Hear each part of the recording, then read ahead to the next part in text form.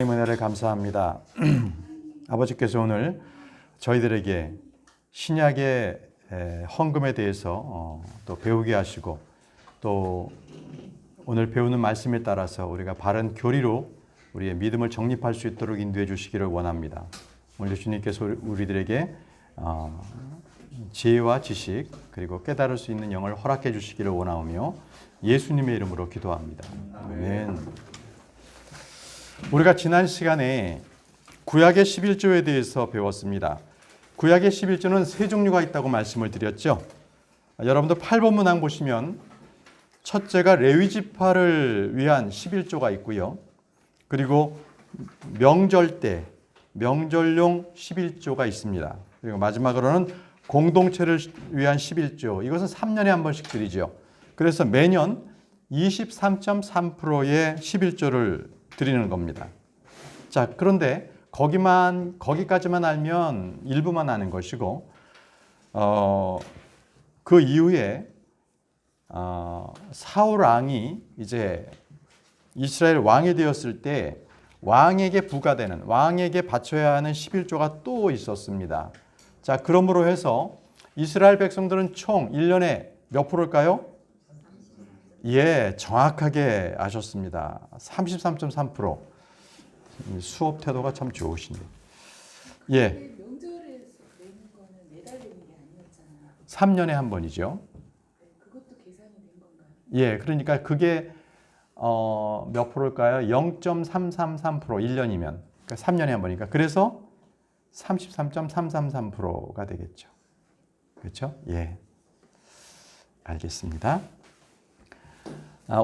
오늘은 이제 여러분 12번 문항 보시기 바랍니다. 요 12번 문항까지는 이제 구약의 11조에 관한 것인데요. 왜 11조가 필요했는가? 그것은 이스라엘 백성들에게는 땅이 주어졌다는 것이죠. 그래서 매년 수확을 얻었을 때 그 땅에서 나는 10분의 1은 누구의 것? 주님의 것입니다. 그것을 가르쳤던 거예요. 그래서 가나안에서의 그 땅은 결코 사고 팔지 못했습니다. 남에게 혹시라도 팔리면 그 친척이 구속을 해야 되는 것이었죠. 룻기가 그렇게 나왔죠. 여러분, 룻기에도 그 친척이 구속을 대신 했었어야 되는 거죠. 네. 자, 친척이 없으면 어떻게 될까요? 자, 희년이 있습니다. 50년마다 돌아오는 희년에 다시 돌려줘야 되는 거예요. 다시 돌려줍니다. 자, 이게 바로 이스라엘 백성들에게 주신 그 땅에 대한 분명한 토지에 대한 기본법이 그런 거였습니다. 기본입니다. 그래서 레위기 25장 23절에서 24절 말씀을 보시면 땅을 영원히 팔 수 없나니 땅은 내 것이니라. 너희는 나그네요 나와 함께 머무는 자니라. 너희 소유의 모든 땅에서 너희는 땅을 무르는 것을 허락할지니라. 이렇게 딱 못 박아 놓으셨습니다. 그래서 사람은 땅의 원주인은 주님이시다, 하나님이시기 때문에 잠시 그것을 경영하는 나그네 또는 청지기, 이런 개념을 갖고 있었던 거예요. 그렇기 때문에 땅을 빌려서 그것을 경작하는 자로서 당연히 10분의 1은 누구 것? 주님의 것입니다. 자, 그리고 11조의 용도에는 레위인들, 그리고 나그네와 고아, 과부를 위한 구제용도 있었습니다. 이것이 전반적인 구약의 11조의 개념이 되겠습니다. 자, 그럼 지금부터는 신약의 크리스천에 대해서 헌금에 대한 부분을 알아보겠습니다. 자, 신약교회에서는 11조가 없습니다. 그러다 보니까 그러면 신약교회에서는 헌금을 드리지 않아도 되느냐 하는 헌금에 대한 잘못된 개념을 알 수도 있습니다. 그렇지 않습니다. 우리가 11조는 내지 않지만 기본적으로는 여러분 잘 생각하세요. 구약의 10분의 1 정도 되는, 자기 소유의 10분의 1 정도의 그 소득의 10분의 1 정도는 주님께 바쳐야 돼요. 그게 기본 개념입니다. 그것은 11조가 아니라 우리가 기쁨으로 자원해서 정한 대로 드리는 것입니다. 여러분들께서 10분의 1 정도를 지역교회에 헌금을 해야 교회가 운영이 됩니다. 또 교회가 선교도 할 수 있고요. 구제도 할 수 있고 그런 것입니다. 자,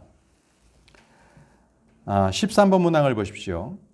신약교회는 11조나 세금으로 충당하는 것이 아니라 모두 무엇으로? 자원헌물로 충당합니다. 자원합니다. 그래서 교회는 무조건 자원헌물로 운영이 됩니다. 자, 이세호 형제님, 어제 저희가 이 조세호라, 이건 방송되는 거죠, 이게 또. 자, 고린도후서 9장 11절 말씀을 이세호 형제님 읽어주시기 바랍니다. 고린도후서 9장 11절 말씀입니다. 자, 신약은 자원 업무를 드린다 그랬는데 고린도후서 9장 11절입니다. 너희가 모든 것에 부유하게 되어 온갖 후한 선물을 하면 그것이 우리를 생에 전달되어 그들이 하나님께 감사를 드리게 하느니라. 예, 고린도후서 9장 11절 말씀에 온갖 후한 선물을 넘치게 하면 우리를 통해서 하나님께 감사를 드리게 한다고 말씀을 하고 계십니다. 자, 14번 문항을 보십시오. 여러분들 14번 문항. 하나님께서는 우리의 몸을 살아있는 희생물로 드리기를 원하십니다. 우리의 몸을 살아있는 희생물. 자, 로마서 12장 1절 말씀 천영자님 읽어주시기 바랍니다. 로마서 12장 1절. 1절 말씀. 그러므로 형제들아 내가 하나님의 공유를 힘입어 너희에게 간청하노니 너희는 너희 몸을 거룩하고 하나님께서 받으실 만한 살아있는 희생물로 드리라. 그것이 너희의 합당한 섬김이니라. 여기서 너희의 몸을 하나님께서 받으실 만한 살아있는 희생물로 드리라고 하셨습니다. 주님께 드려야 할 것은 자신의 몸입니다. 자신이 이 성경은 이 몸을 드리라고 먼저 말씀하셨습니다. 삶이 아니라 몸입니다. 몸. 내 삶을 드립니다. 이것이 아니라 먼저 몸을 드리라고 하셨습니다. 자기 몸을 의의 도구로서 주님께 드리는 것, 이것은 영적 제사장으로서 가장 먼저 해야 할 희생물입니다. 희생물. 로마서 6장 13절 말씀입니다. 네, 우리 윤영자님 읽어주시기 바랍니다. 너희 지체들을 그의 복으로 제에게 내어주기 마련이며 오히려 너희 자신을 죽은 자들로부터 살아난 자들로서 하나님께 드리고 너희 지체들을 의의 도구로 하나님께 드리라. 예, 너희 지체를 의의 도구로 하나님께 드리라고 말씀하시죠. 계속 읽겠습니다. 고린도후서 8장 5절 말씀입니다. 고린도후서 8장 5절 말씀에도 우리 자신을 주님께 이제 드리라고 하시는데요. 자, 김자매님 읽어주시기 바랍니다. 그들은 우리가 바라던 것과 달리 이 일을 행하되 먼저 자신을 주께 드리고 또 하나님의 뜻에 따라 우리에게 주었도다. 예, 먼저 자신을 주께 드렸습니다. 여러분, 그 가인과 아벨을 보십시오. 그래서 가인의 하나님께서 헌물을 받으실 때 헌물을 먼저 보시는 것이 아니라 가인을 먼저 받고 그 다음에 그의 헌물을 보셨습니다. 그래서 가인을 안 받으셨기 때문에 그의 헌물도 받지 않으셨던 겁니다. 반대로 아벨은 아벨을 받으셨고, 그렇죠? 그 다음에 아벨의 헌물을 받으셨다는 것입니다. 자, 바로 이것이 헌금이라는 것은 그것보다 중요한 것이 바로 나를 드린다. 바로 헌신입니다. 헌신. 여러분들 15번 문항입니다. 헌금보다 더 중요한 것은 헌신입니다. 헌신 적어 놓으시고요. 다음 말씀은 역대하 17장 16절 말씀입니다. 박형재님 읽어주십시오. 그 다음은 시그리의 아들 아마시아인데 그는 자신에서 자신을 죽게 드렸더라. 그가 강한 용사 20만 명을 거느렸느니라. 예, 아마시아는 그는 자신에서 자신을 주님께 드렸다고 합니다. 아마시아는 자신을 죽게 드린 바로 장군입니다. 자, 히스기야는 어땠습니까? 히스기야는 헌물을 가져오는 백성들에게 이렇게 당부했습니다. 역대하 29장 31절 말씀. 자, 임다영 자매님 읽어주십시오. 역대하 29장 31절입니다.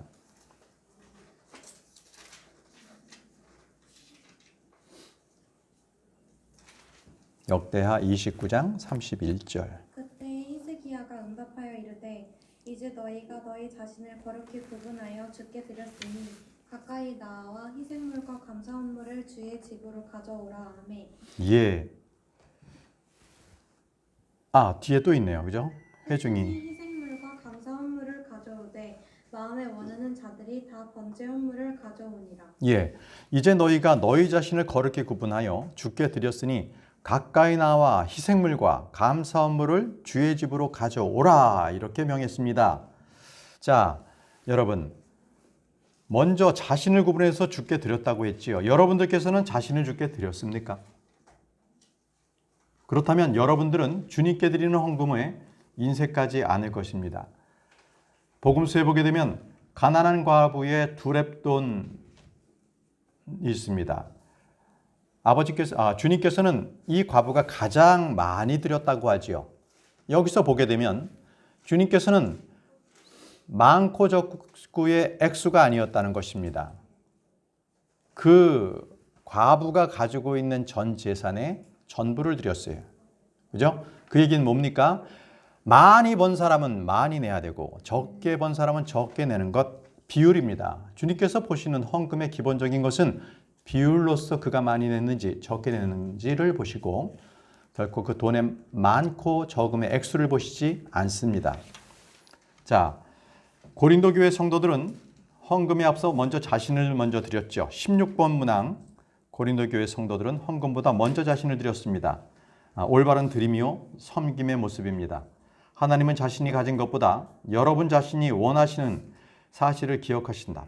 그러니까 하나님께서 여러분이 가진 것보다 여러분 자신을 원하신다는 것을 기억하라는 겁니다. 그러니까 이것이 바로 바른 헌금의 기초 원리입니다. 우리가 마음 안에 있는 그 하나님의 은혜, 이것이 우리가 헌금을 드리는 데서 가장 중요합니다. 왜냐하면 마음의 은혜가 넘치면 여러분들이 드리는 연보나 구제는 저절로 넘치게 될 것이기 때문에 그렇습니다. 헌금은 그냥 돈을 내는 것이 아니라 그리스도를 향한 사랑의 표현입니다. 그리스도를 향한 사랑의 표현. 그래서 본인 스스로가 판단할 거예요. 내가 하나님 앞에 드려지는 이 헌금이 정말 내가 인색하게 드렸느냐 아니면 충족하게 드렸느냐, 이것이 그리스도에 대한 표현입니다. 고린도후서 8장 8절. 자, 우리 조자매님 읽어주시기 바랍니다. 고린도후서 8장 8절입니다.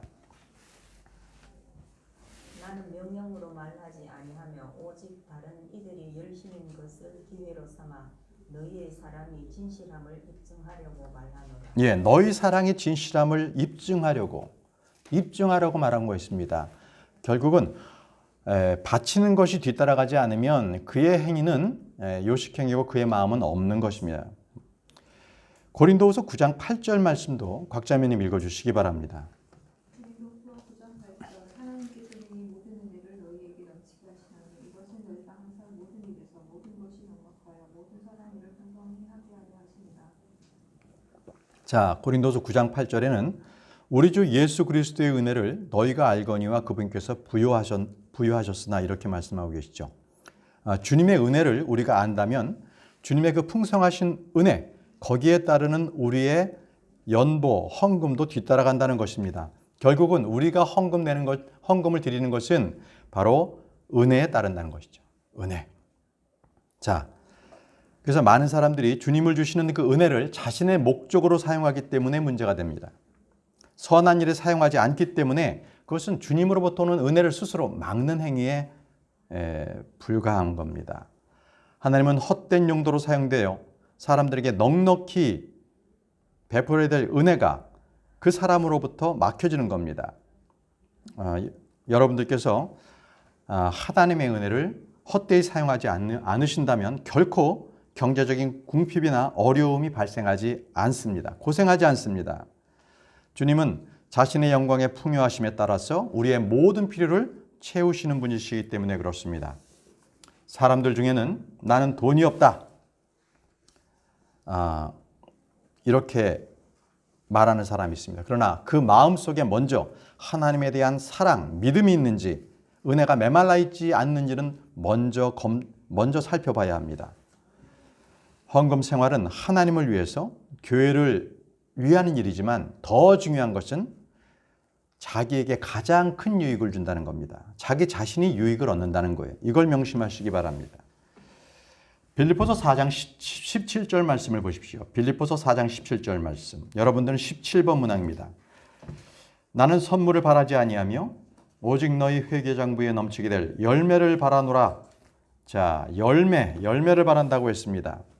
올바른 헌금은 내는 사람들의 회개장부에 열매가 풍성히 맺게 하는 길입니다. 빌립보 교인들은 바울을 전폭적으로 지원했죠. 바울이 세운 교회는 많지만 바울에게 헌금하고 지원한 교회는 없었습니다. 빌립보서 4장 15절에 바울은 이렇게 말하죠. 이소영자님, 빌립보서 4장 15절 말씀 읽어주십시오. 빌립보 사람들아, 이제 너희는 아는 바와 같이 복음의 기초에 내가 마케도니아를 떠날 때 주고받는 일로 나와 교통한 교회가 오직 너희 외에는 없었느니라. 주고받는 일로 나와 나눈 교회가 오직 너희 외에는 없었다고 얘기하고 있습니다. 그래서 아무리 사랑을 외쳐도요, 물질을 주고받지 않는다면 그것은 외침에 불과합니다. 물질을 주고받는 교제, 이것이 가장 은혜롭고 실질적이고 강한 교제입니다. 여러분들 18번 문항에 있습니다. 물질을 주고받는 교제보다 더 은혜로운 강한 교제는 없다. 자, 사도행전 20장 35절 말씀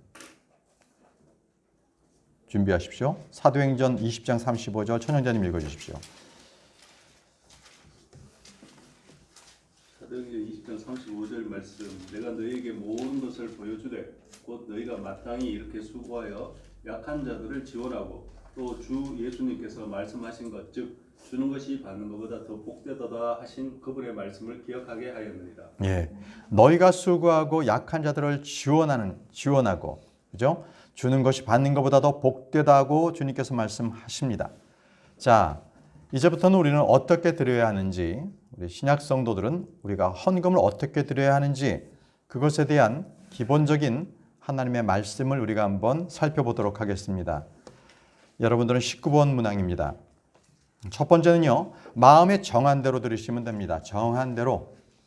자, 10%를 정한 것은 성경적 전통에 따른 기준입니다. 그러나 이것은 율법이나 강요나 의무 아닙니다. 우리는 모두 적더라도 짐을 서로 나누어 져야 합니다. 말씀은 고린도후서 9장 7절 말씀입니다. 윤현재님 읽어주시기 바랍니다.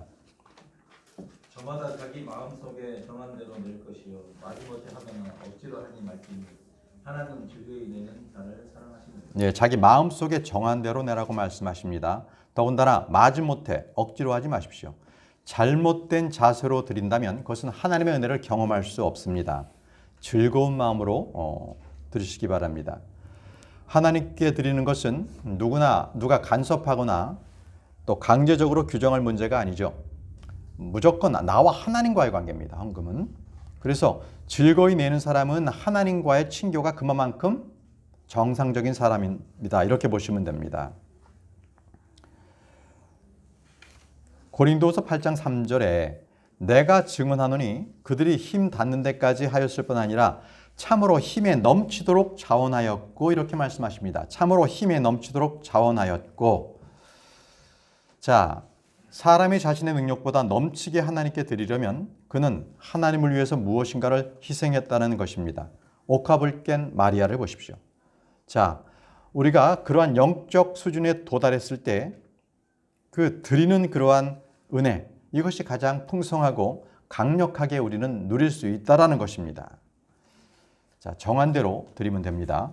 둘째는 하나님께서 번성케 하신 대로 드리시면 됩니다. 번성케 하신 대로.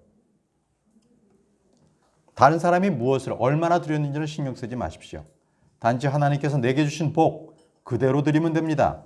말씀은 고린도후서 8장 12절 말씀입니다. 번성케 하신 대로 드린다. 고린도후서 8장 12절. 김지연 자매님 순서 맞습니까? 네. 먼저 자원하는 마음만 있으면 사람이 가진 것에 따라 주께서 그것을 받으실 것이요 그가 갖지 아니한 것은 받지 아니하시리라. 예, 우리 주님께서는 가진 것에 따라 받으십니다. 그가 갖지 아니한 것을 뭐 대출해서 갚아라, 뭐 해서 헌금 내라, 빚내서 해라, 결코 그러신 분이 아니십니다. 그건 그렇게 가르치는 교회가 있다면 그것은 잘못된 가르침이죠. 절대 여러분 교회 헌금하기 위해서 이자 붙은 그 대출 받아서 헌금하는 것 절대 그렇게 하지 마십시오. 그것은 주님께서 받지 않으십니다. 받지 않으십니다. 자, 자원하는 마음이 첫째입니다. 헌금을 내는 사람은 헌금을 통해서 어떤 목적을 하려고 하면 안 됩니다. 어떤 자신의 영성이 뛰어나다, 이거를 사람들에게 인정하고 싶다든지, 또는 자신의 믿음과 헌신이 이렇게 크다, 이걸 보여주고 싶다든지, 또는 자기가 교회 헌금을 많이 해서 교회에 영향력을 끼치고 싶어하는 그러한 마음이 있다면 그것은 헌금으로서 의미가 없는 겁니다. 자, 고린도전서 16장 2절 말씀입니다. 고린도전서 16장 2절 말씀 박형재님 읽어주십시오. 주의 첫날에 너희 각 사람이 하나님께서 자기를 형통하게 하신 대로 자기 것을 모아두어 내가 갈 때 모으는 일이 없게 하라. 예, 주님께서는요 미리 헌금을 모아놓으라고 했습니다. 그래서 이 성경적으로 분명하게 드리는 헌금에 대해서는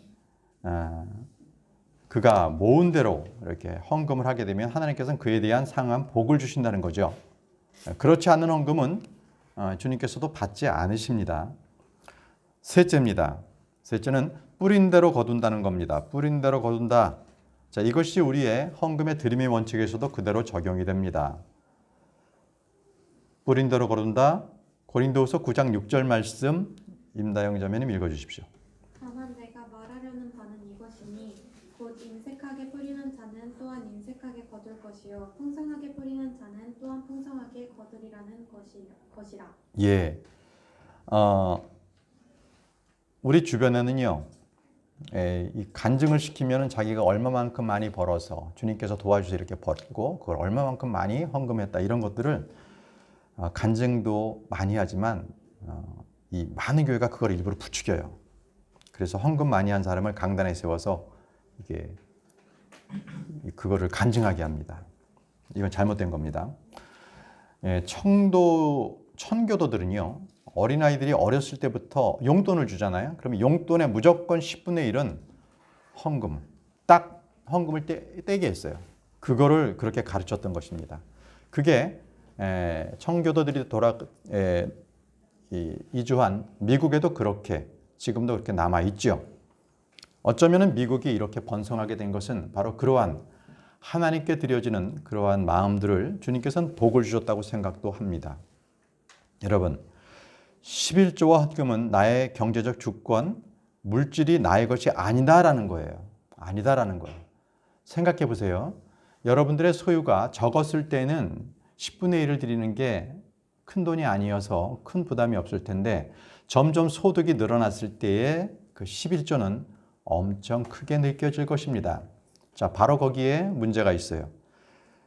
여러분들께서 돈으로 살아간다라는 게 마음에 있는 거예요.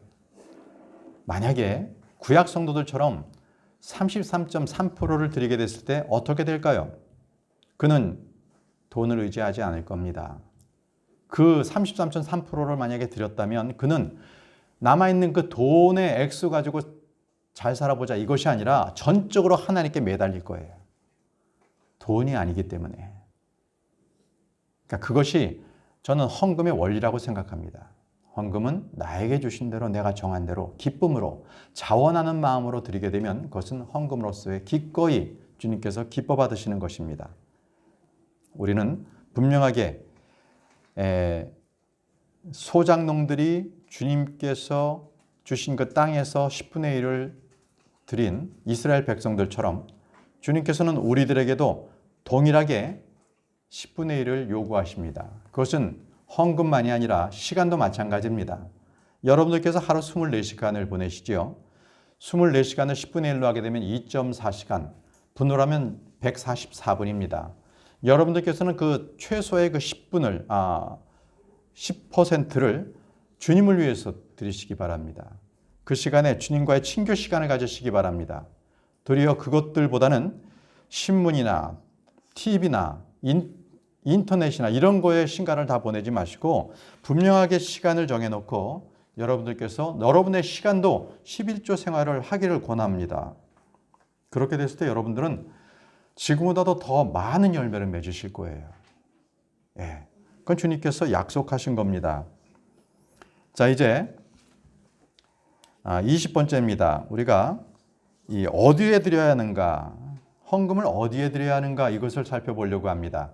보통 이 교회에 정착하지 못한 분들은 자기가 헌금을 낼 것을 자기가 필요로 하는 곳에 냅니다.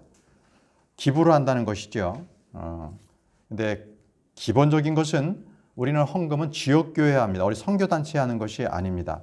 양로원이나 고아원이나 사회단체에 하는 게 아닙니다. 분명한 것은 지역교회에 하고 신약성경에서는 모든 헌금을 지역교회 사역을 위해 쓰도록 그렇게 정하셨습니다.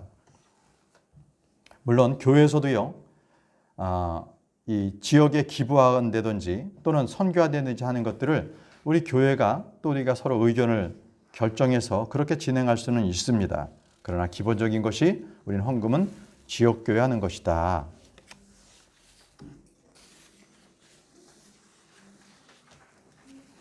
헌금에 대해서 이렇게 말씀들을 합니다.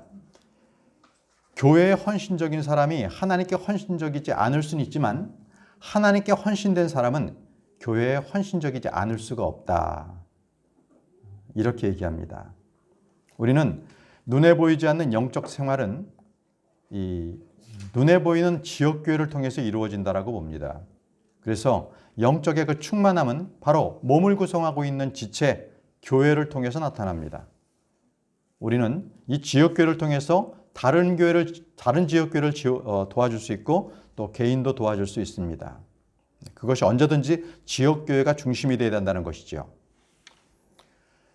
구약에서는요, 이스라엘을 상대로 죄를 지적하고 징계하고 축복하고 그것을 회복하셨다면 신약에서는요, 교회를 상대로 죄를 지적하십니다.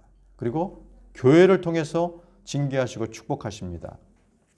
그래서 주님께서는 계시록에서도 여러 지역의 교회들을 죄를 지적하셨죠. 그리고 칭찬도 하셨죠. 그리고 그들이 해야 될 일을 알려주셨다는 것입니다. 결국 지역교회입니다. 지역교회가 없다면 우리는 영적 성장을 이룰 수가 없습니다.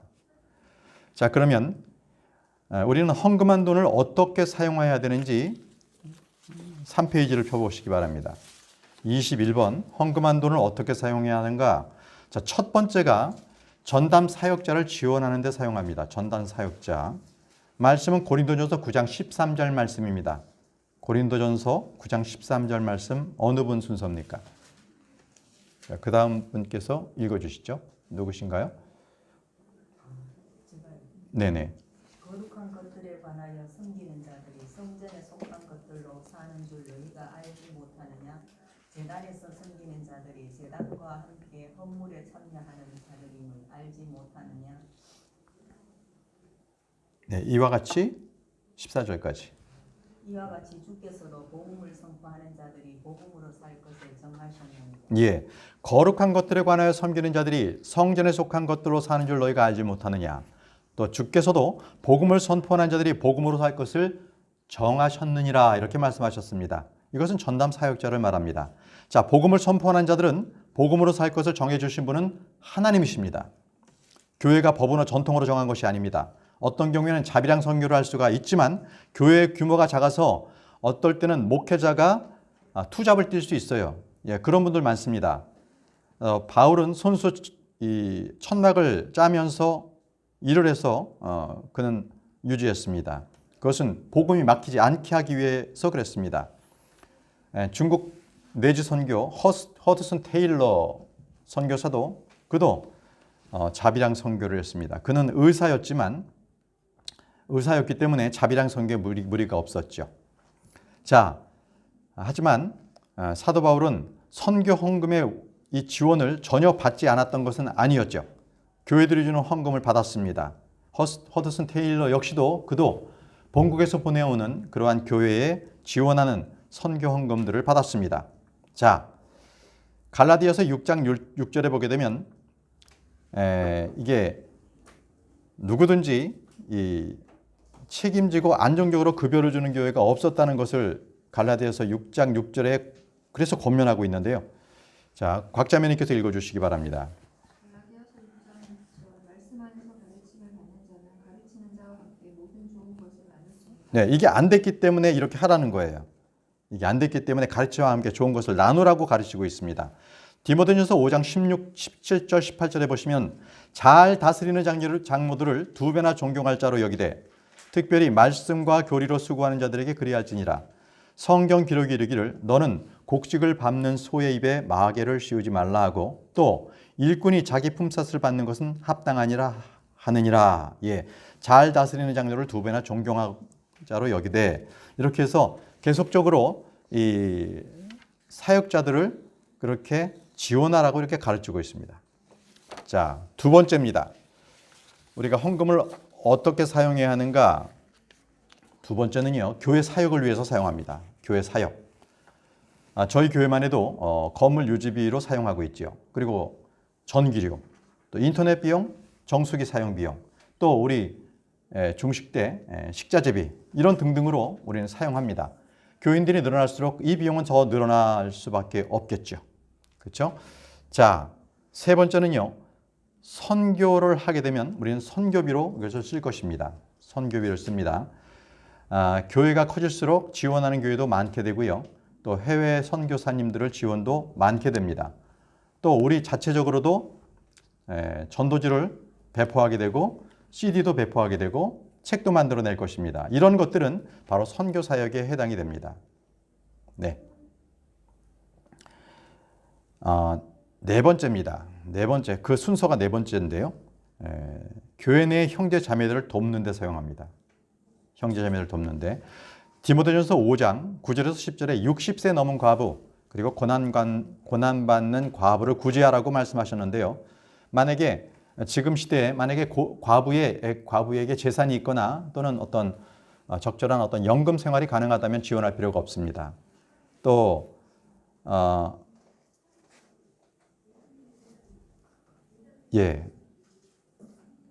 그리고 또 이 교회 헌금은 하여튼 지역교회, 다른 지역교회 돕거나 다른 교회 목회자를 돕거나 또 지역끼리 어떤 힘을 합하는 어떤 그 공동 사역을 위해서도 사용할 수 있다.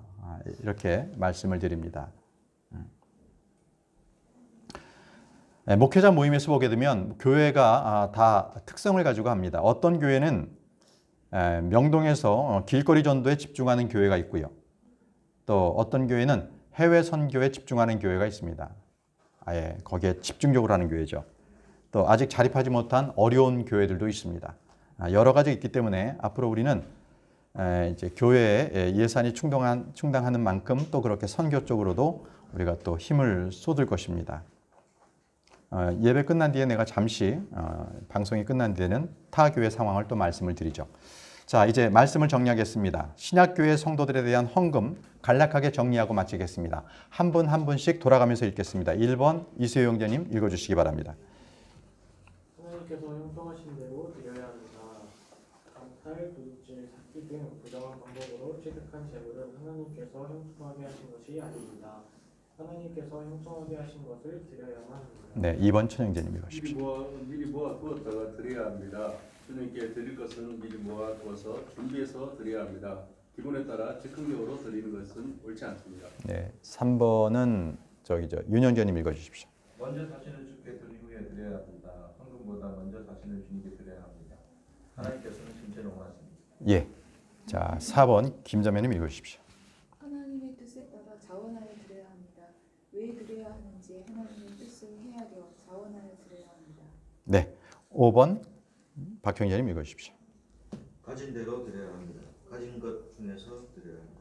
갖지 않았음에도 미리 헌금을 작정하거나 빌리거나 빚을 내어 드리는 것은 하나님께서 받지 않으십니다. 네, 6번 임다영 자매님. 자기 마음속에 정한 대로 드려야 합니다. 구약 성도들의 번복이와 신약 성도들의 규칙을 따라 얼마나 드려야 할지 자기 마음속에 정한 대로 드려야 합니다. 11조는 구약 성도들의 최소 기준입니다. 네, 7번 우리 조자매님. 하지 않게 즐거이 드려야 합니다. 신약 성도들은 율법이 정한 11조에 매이지 않습니다. 여러분이 성경적으로 판단하여 올바른 실행을 할 수 있기를 바랍니다. 예, 자 기도하고 마치겠습니다. 거룩하시고 위대하신 아버지 하나님, 주님의 크신 사랑을 감사합니다. 오늘 신약교회의 헌금에 대해서 우리가 성경을 통해서 바른 말씀을 알게 하시니 감사합니다.